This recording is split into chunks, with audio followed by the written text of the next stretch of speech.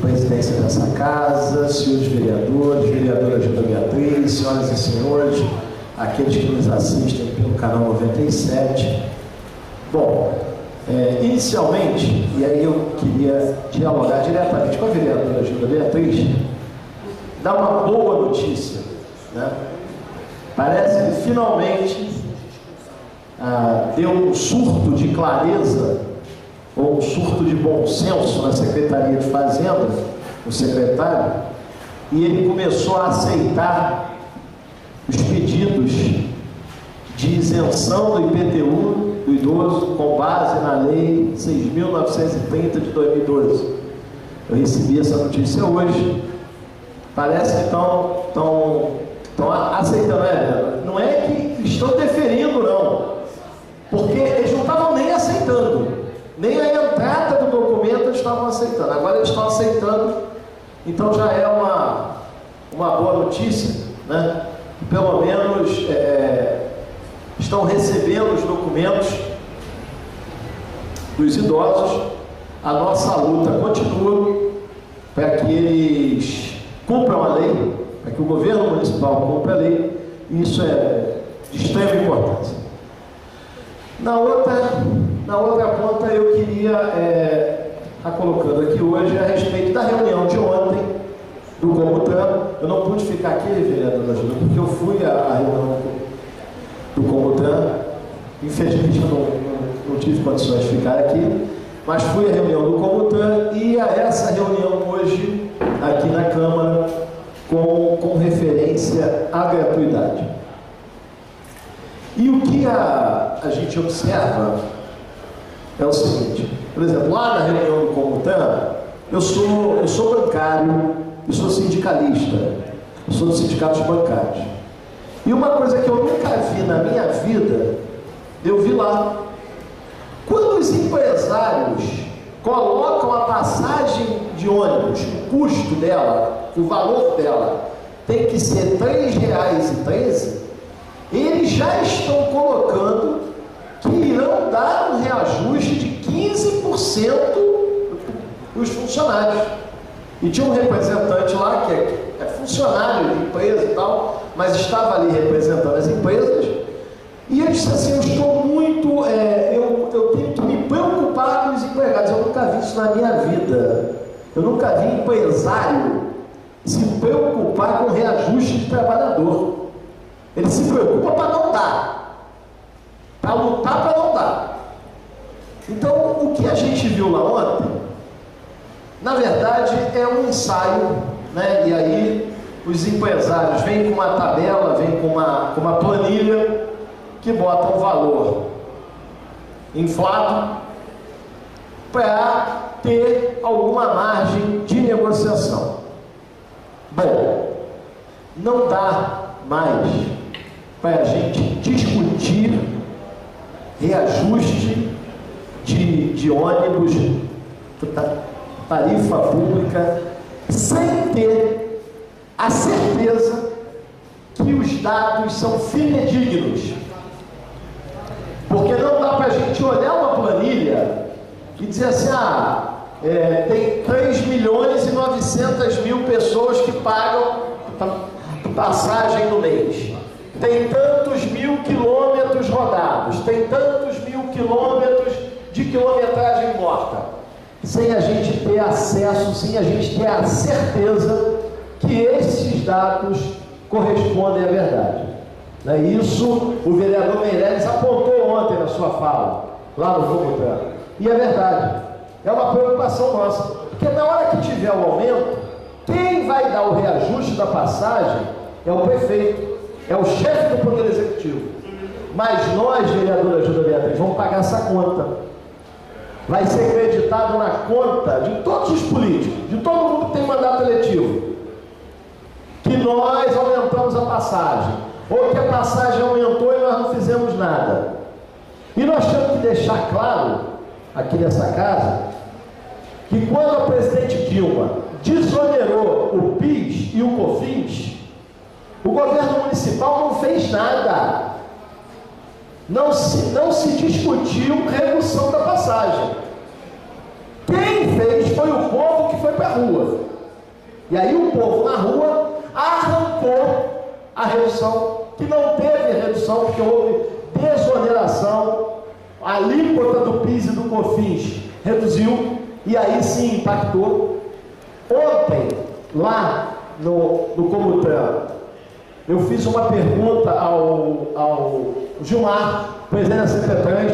Eu perguntei assim: Gilmar, quando nós vamos discutir o reajuste da passagem, a gente olha para o futuro ou para trás? Ele falou: a gente olha o passado. A gente olha o passado. Nós olhamos os reajustes dos funcionários, o reajuste do diesel, do preço do pneu, ou seja, dos insumos que consomem ali os gastos com transporte. Só que a planilha da CETRANSPETRO olha para frente.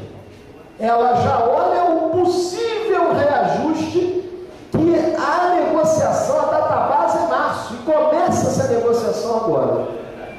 Então, ou seja, nós temos que ter uma coerência nesse debate.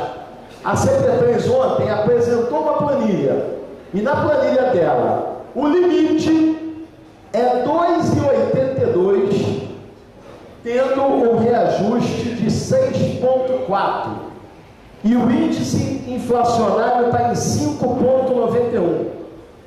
O índice inflacionário daria um reajuste, se fosse aplicar o índice inflacionário, teríamos um reajuste de 5,91, a passagem iria para 2,81. E no cálculo da CPTrans, levando todos esses insumos em conta, os aumentos do óleo diesel, todos os reajustes que nós tivemos, a passagem vai a 2,82. Só que a CPTrans usa como base de cálculo um número de 3 milhões e 900 e tantos mil, lá que eu não lembro todo o número, mas na casa de 3 milhões e 900 mil de pessoas que pagam passagem ao mês.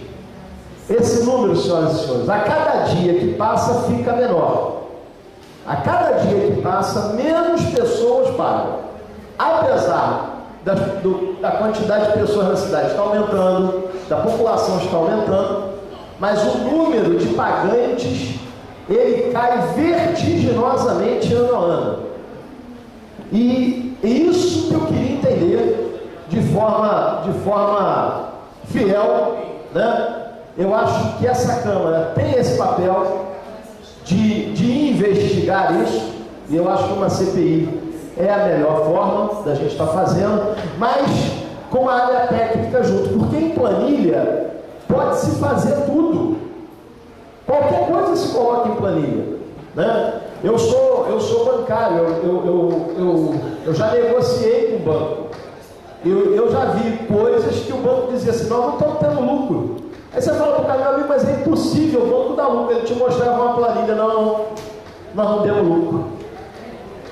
Pô, mas como não deu, o banco não dá lucro? Não, esse período agora foi um período difícil, houve isso, houve aquilo, caiu a bolsa na China. Eles têm explicação para tudo. A hora que nós começamos a colocar o DIEESE na mesa, lá nos bancários, acabou essa brincadeira. E aí os bancos começaram a negociar, porque sabiam que nós tínhamos técnicos do nosso lado.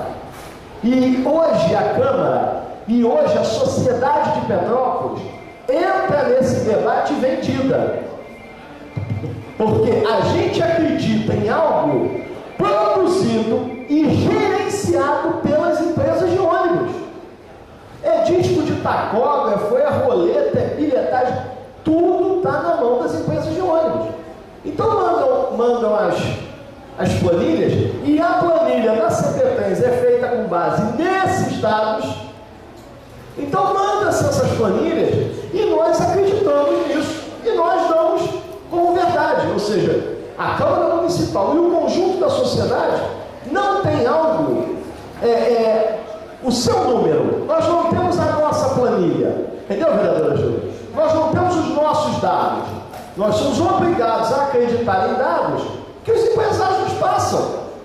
E aí nós somos obrigados a acreditar em dados que o empresário diz para o seu motorista que uma criança que está uniformizada, mas não tem cartão, está faltando a declaração.